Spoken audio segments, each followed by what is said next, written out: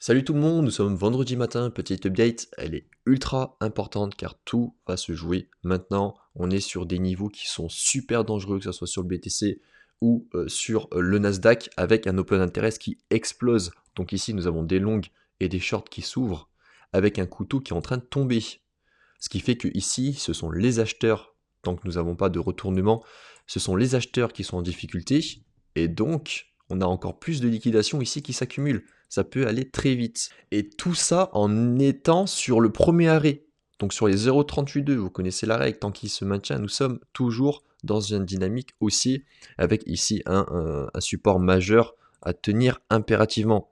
Donc grosso modo, ici, peut avoir vraiment une accélération du prix, c'est pas obligatoire, mais c'est pas pour autant que tout est fini. Mais ce qui est sûr, c'est que n'allez pas vous amuser à acheter le couteau qui tombe. Ce sont d'excellents prix long terme sur spot, mais certainement pas à s'amuser à longue. Pourquoi? Car même si on sait qu'à un moment donné, il y aura le contre-pied, le contre-pied, il peut se faire après avoir dévissé pendant longtemps, au vu de l'open interest qui explose, ou du moins passer par une phase de consolidation très chiante, très longue, et qui a le temps de vous faire sortir du marché, de vous épuiser, pour finalement partir sans vous.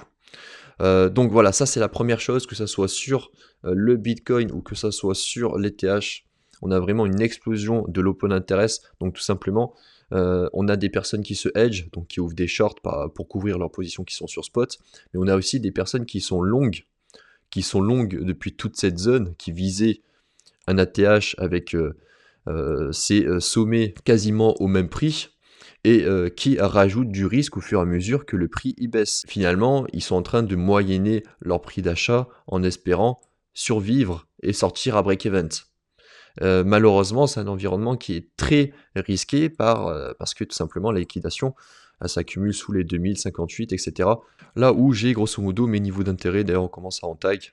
Et si on continue de dévisser, ces prochains arrêts sous les 2100. On n'y est pas, on est quand même sur une zone où le marché peut faire office de bottom, mais ça peut prendre du temps, bien sûr, à se former. Je vais revenir sur le Nasdaq, c'est surtout lui qui va m'intéresser.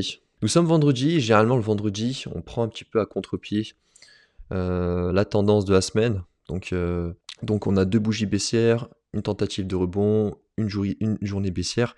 On peut avoir une tentative de rebond en ce vendredi, mais c'est pas le plus important. Le plus important sera de vraiment de maintenir cette zone-là avec le point psychologique des 24 000, car sinon le prochain niveau malheureusement il sera beaucoup plus bas. J'en vois pas d'autres. Ça serait ici. Donc récupérer 3 lots mensuels, et ça serait de revenir dans les niveaux des 22 000, 21 800, 22 000, et ce qui ferait quand même une bonne petite baisse de 6%, peut-être 10-15 sur les marchés des cryptos. Donc clairement un niveau clé, soit sur le Nasdaq, on a vraiment ce niveau à maintenir, et tout comme le niveau à maintenir sur le Bitcoin avec son premier arrêt.